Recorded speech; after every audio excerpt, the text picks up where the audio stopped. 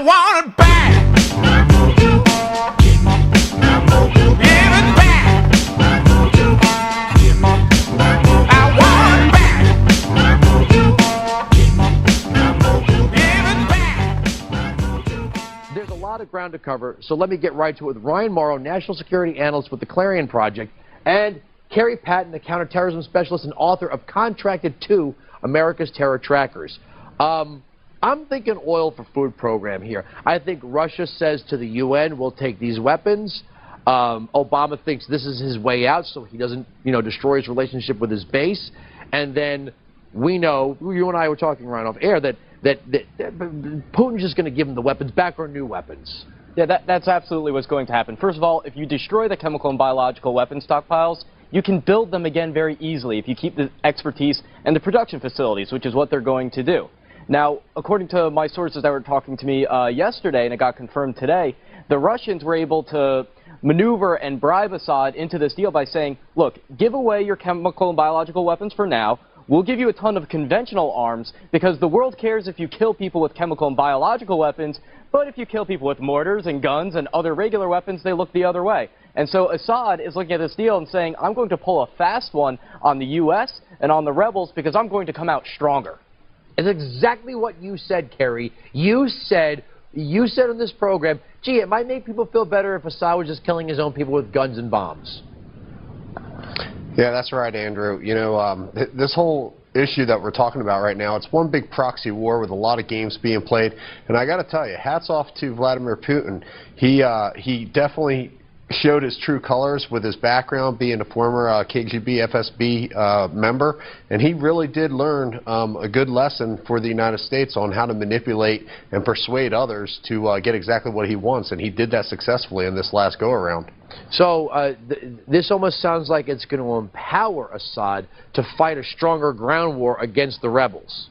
Exactly, and that's why this deal is good for everybody. Russia is happy that Assad's not going to get bombed. Assad's happy that he's not going to get bombed and he's going to have more weapons when right now he has a shortage and he really needs them. And President Obama's happy because now he's able to jump out of this political crisis that he found himself in. So it's all worked out for everyone except for one people. And that's the Syrian people that are trying to have freedom and not get massacred, and the secular rebels that you never hear anything about that are on the ground fighting both al-Qaeda and the Assad regime. All right, Kerry, what about the next crisis, which is all of our CIA trainers who are training the rebels? I mean, if Assad ups the game with conventional weapons and is able to really put his military on the ground, what do we do about the small number of guys we've got over there training the rebel forces? I'm not going to say that we have any of our own personnel inside Syria training anybody. I will say, though, if you take a close look at Jordan right now, and you look at the King Abdullah Special Operations Training Center, there is a lot of training going on right now. Most of it's being funded through Saudi Arabia, specifically through Prince Bandar and his intelligence services, but it is American and other Western nations that are conducting these training endeavors. It happens to be, by the way, Andrew, I was informed 2 days ago that we dispatched our first 50 trained Syrian fighters out of Jordan into Syria, so it'll be interesting to play that one out. Does that complicate things if we're training the guys that are going to be facing Assad's forces? Well, it's been going on for some time, and we're training just enough to get involved, but not enough to really change anything. So you're getting the worst of both worlds here.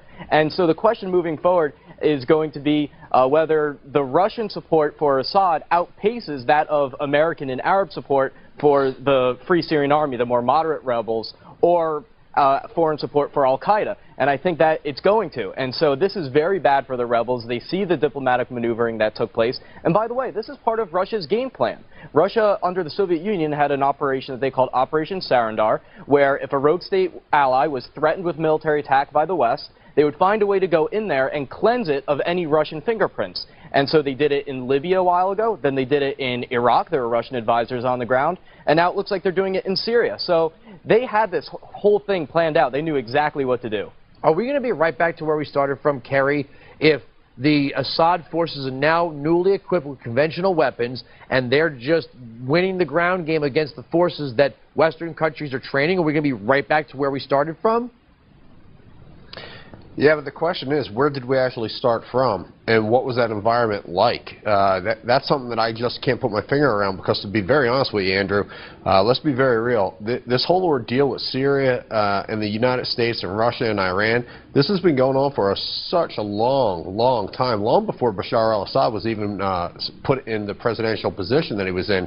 And we have been playing games with one another in that region, specifically in the country of Syria, and it's just a matter of now how far are we willing to go for this regime change, and why? What should we look for tonight in the president's speech? I think he's going to shift the focus away from the August 21st chemical weapons attack, because now the issue is just Syria's WMD stockpile altogether. And I think what you're going to see Assad do is he's going to disarm a portion of them because he's being pragmatic, and then he's going to say to the different countries in the region and to the United States especially, I'm not going to disarm any further unless you cut off aid for the rebels. So I think that he's already thinking several stages down the line as to how he can kill off the rebels with this deal. So maybe, Kerry, that our commander-in-chief is not as wily as he thought he was. Well, number one, this speech tonight that he's going to give, I guarantee he's going to say this was a victory for the United States because of our show of force. We put pressure on enemies, to include Russia, and everybody caved. And yay for America, yay for President Obama. I guarantee that's the kind of stance he's going to take. But I'll tell you right now, I totally disagree with Ryan on this one.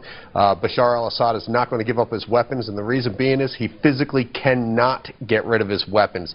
It is impossible for him to go to the United Nations, have international inspectors come in and actually secure those weapons at the current moment due to the crisis that's taken place. All right, well, you know, disagreeing is good as long as it's civil. Ryan, Kerry, thanks for joining me on the program. The president addresses the nation on Syria later tonight. The Blaze will have special coverage and reaction from the Real News team beginning 9 p.m. Eastern. More will count to the break.